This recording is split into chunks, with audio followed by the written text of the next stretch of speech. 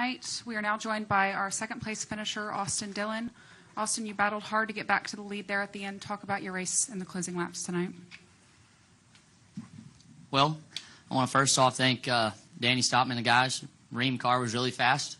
I think we had the fastest car throughout the day, just never had the track position. Man, it's disappointing because I had a good restart. Cleared him off at 2.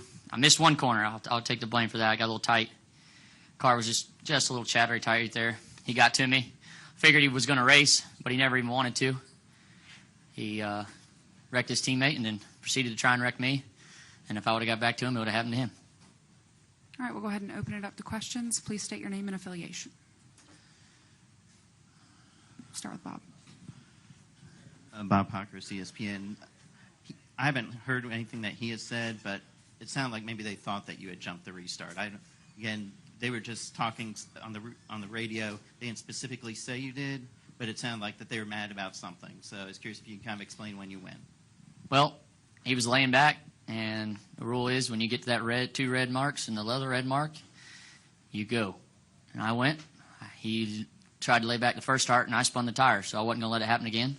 I went, cleared him off at 2. We were dead even going into 1. So I don't know what the problem was. Reed Spencer with NASCAR Wire Service. Austin, today Brad got 4 tires. It didn't seem to make any difference at all in terms of his being able to track you down. You got right back by him.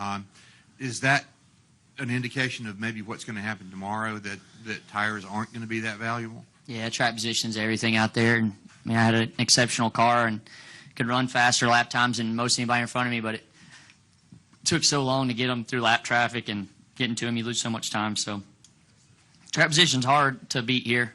You know, that's about it. Tires will be, they'll mean something, but just like today, really. Any final questions for Austin? Austin, Pat Ticola, NASCAR.com. Is that not the kind of contact that you would sort of expect on a shorter track, or is that kind of like egregious? Well, I mean, what is racing if you can't race side by side for more than a corner? He never even went through a corner with me. The whole race. Didn't want to. He just moved me. Missed the corner, wrecked me. I mean, I'm fine with racing rough. I promise you I can do it to anybody.